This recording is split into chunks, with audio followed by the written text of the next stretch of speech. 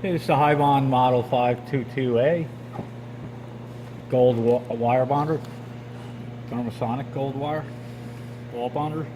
Here's your manual. You receive a copy of the manual, this one in particular. Just want to point out that this uses a .750 length capillary, and I purchased one from Geyser Tool, and here's the part number, the 1513-15-750, which specifies the length. I'll send one along with the system. Alright, you have your Z lever here to move your bond head up and down. Your work holder set at 150 degrees C. Here are our bond 1 parameters, and these are our bond 2 parameters. We're on low EFO, tail setting, and our EFO power. And we can do an ultrasonic test by hitting the test button here. And you want to be somewhere around 150. Okay, we're set up with a 2-inch spool of gold wire. Loaded up in here. It's fed through the feed tube, down through here. A piece of cotton here acting as a drag on the wire. And then we're fed through this drag loop here, tensioner. Through our tube here, down through the open clamps, and then down through the capillary. You can notice there's an EFO wand here set. And you just want to have a slight gap between the end of the tail and the wire, and as this fires across, it'll create the ball. So I'll go ahead and do a couple of bonds just to demonstrate that it's working. Oh, we have a lever here that we can move our stage around. And one other thing to point out, it's in the manual, but you want to set your height of your work stage to approximately 3 inches to the top of the surface that you're bonding to.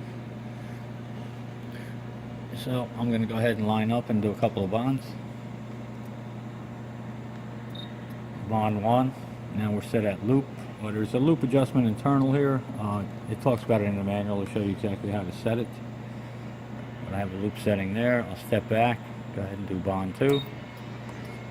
At this point the tail is formed, and in order to create the ball you have to lift up slightly on your Z lever, and that'll fire your EFO on. Create a ball for your first bond again. Bond 1, loop, step back, bond 2, create the ball. Now with the ball bonder you can go in any direction. You don't necessarily have to go front to back as you would a wedge bonder.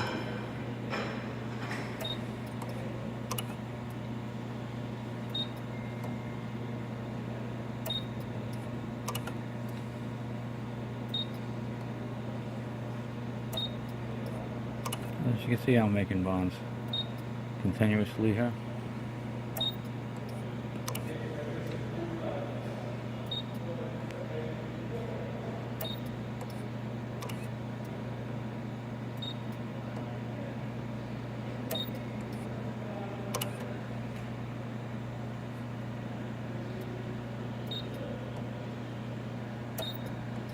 If I lift up, you want to lift up slightly on your Z lever to create the ball.